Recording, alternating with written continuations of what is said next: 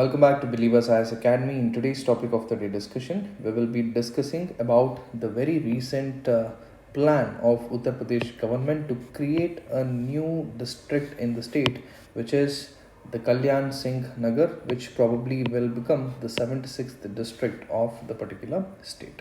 So this particular video is about the discussion as to why there is a need for this new district and what is the reason behind the name Kalyan Nagar and who is Kalyan Singh, and everything and anything with respect to the topic is what we will be discussing today. And also in brief, let's also understand all the constitutional provisions about this new formation of districts, and we will also try and see the benefits of this new formation as well. So let's begin. So it was recently announced by the UP government itself, stating that it is planning to merge few districts in the state and is planning to create a new state, a one state, by merging two different small taluks, and the name of the state is going to be, the name of the district is going to be Kalyan Singh Nagar. So who is this Kalyan Singh? So basically he was the former chief minister of the UP who passed away in 2021. So in order to remember, or as a token of remembrance and also as a token of gratitude, the chief minister of the Uttar Pradesh, the present chief minister, is planning to merge few talukas, especially for a few which we will be discussing in the video further, to create this one district named as the Kalyan Singh Nagar. And also this is right now in the review stage, where it has currently been presented to the state revenue council, and it is getting reviewed, and is also said that it is estimated, or an outlay of total 2000 crore has been kept aside for the formation of this particular district, which is Kalyan Singh Nagar.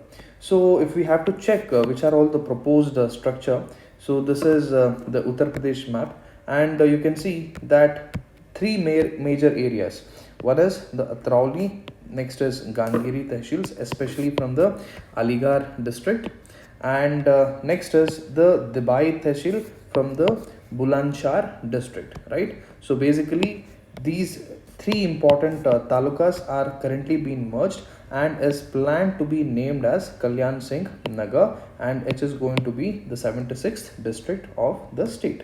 And if you try and see the purpose as to why this formation of new district is to make sure that it enhances the administrative efficiency of the district, and also to make sure that it paves way for development, and even this creation of a new district will also aid in infrastructure access, because whenever we talk about creating a new district, so obviously the new district comes with a new taluk office, probably another let's say other infrastructure buildings, or let's say infrastructure developments in terms of building hospitals, probably have one district hospital, right? And also so many district boards, especially all the DCC banks and everything, right? Especially the cooperative societies, mostly for the people. So this purpose of creation or creating a new district is in terms of making sure that the efficiency is being seen in the administrative grounds,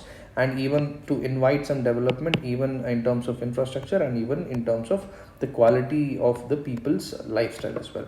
Now just also it is important to see the constitutional provisions, as in what is the procedure, because if you just directly see or if you just have to directly talk about the role played by both center and state, it is very clear to keep in mind that center absolutely have no role in whatsoever that the state is planning, especially in terms of creating a district. And in terms of creating a district, the state can do it in two important ways. One is through cabinet action, and another one is through the official executive order. So basically this is a very lengthy process which takes a lot of time, because first the revenue department, or the state revenue board, has to approve for the proposal which is given by the present state government, and then surveys needs to be conducted, and it is also pretty much related to the revenue allocation, and all of those. So hence a detailed report has to be created, and this has to be submitted to the state legislative assembly, and this should be voted upon, and then it has to be passed. So only then, after this particular process, it or a particular place becomes a district, or a new district formation happens. On the other hand, the executive order is a very easy and a fast way, or faster means, in terms of how a district can be formed. So this is pretty much like a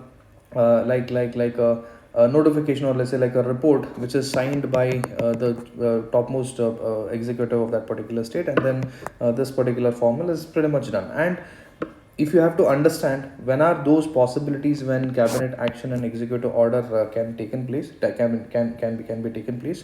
So first and foremost thing you have to keep in mind, for any particular area which has more number of people anyway, to even make a particular district, right, or even to create a new district, the minimum requirement is that the region should have at least, right, it should be equal or greater than 2 lakh, means the population of that particular region has to be at least above 2 lakh or equal to 2 lakh. And also another important thing is, the region should be sufficiently having all the basic infrastructure, especially the irrigation system, to make sure that it is most adequate for the people, and also to be considered as a district. These are a few classifications.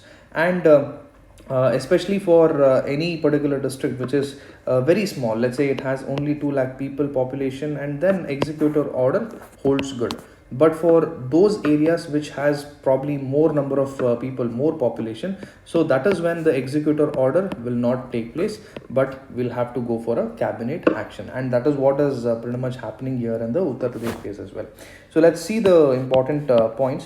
One is, no direct provision in the constitution for creating new districts, right? So the constitution does not actually provide any direct provision with respect to how new districts are supposed to be created. And also, center has no role in it. Ultimately, the power lies with the state government under the state reorganization process. So this is also very important. And ultimately, it is governed by the state revenue codes and the land revenue acts, and it is not related to the parliament. So parliament basically has no say in terms of whatever happens within the state, unless the state boundary, or unless the district that the state is planning to create has any boundary, common boundary with a neighboring state, right, or unless the boundary is related with any neighboring countries. Let's say in case of Punjab, for that matter, probably the bordering state districts of Punjab, right? So then parliament will have a say in it. So unless and until these two conditions don't satisfy, it is purely with the state government's hand. So the example is Article 3 of the Constitution deals with the formation of new states and alteration of the state boundaries. So district has no say in it. So please keep in mind, Article 3 of the Indian Constitution does not hold good, or does not really talk about the alteration or the formation of new districts. Rather, it talks about the formation of new states and the alteration of the state boundary. So district formation is completely dependent on the state executive action or the state's cabinet action.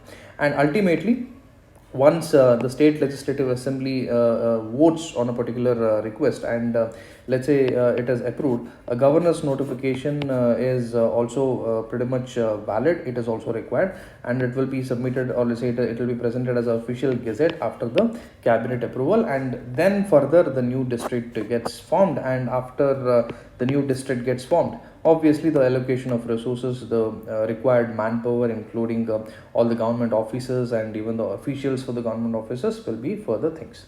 Now, what are the expected benefits of this? First and foremost thing is better administrative accessibility for citizens.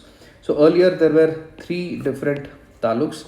Let's say these particular small taluks probably was part of a huge district, and let's say the district is somewhere let's say 50 to 60 kilometers away from this small taluka. So anything and everything, let's say even to get a small voter ID correction, or let's say even to get some better healthcare facility or accessibility, people had to go all the way 50 to 60 kilometers, right? And let's say even to get a simple signature of the tehsildar for let's say even for a small study certificate, or let's say even for a small caste certificate, a revenue certificate, all those administrative hassles will completely reduce, because now these important areas, important regions where the population is too high, where the demand for all these public services are too high. So now, once this becomes a district, obviously it will be very easy for the people, especially, to access all these public services.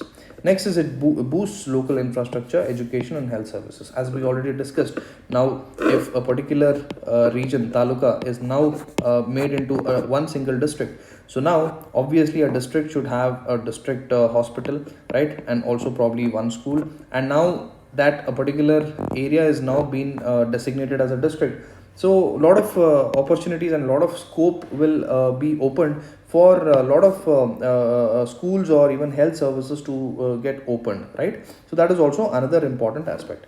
Next is with the development in the infrastructure, especially in the education, health services, and also lot of new government offices will open. So obviously the new employment generation will also happen, right? And also investment opportunities, as we discussed, people would want to come and invest in this new district, right? So that is also one of the possible ways. And also another important point is the land value also gets increased. So people, especially all those small marginalized poor people, or let's say even those farmers who earlier were living in this particular region, now automatically, because now it becomes a district, the land value also increases, right? So the asset value also increases, also making sure the wealth of a particular, or let's say wealth of the people, also automatically increases. And last but not the least, it strengthens regional identity and honors prominent political legacy. Just like how this move is to pretty much devote or credit the presence of Mr. Kalyan Singh and his works that he did as a chief minister, probably to remember that and to make sure that this name stays etched in the hearts of the UP people. So this is one of the move how political legacy can be kept alive for generations together, right? So it also strengthens regional identity and honors prominent political legacy. So that's all for this particular video. So now without or let's say before we end the video, let's solve one prelims question. With reference to the proposed formation of Kalyan Singh Nagar district in Uttar Pradesh, consider the following statements. The power to create or alter district lies with the governor of the state based on the recommendation of the state government. The formation of new districts in India is governed under Article 3 of the Constitution. The proposed district Kalyan Singh Nagar is to be carved out from the parts of Aligarh and Bulandshahr districts. So use the comment section, leave your answers below. That's all for this particular video. Signing off, this is Madan Gopal. Have a wonderful day.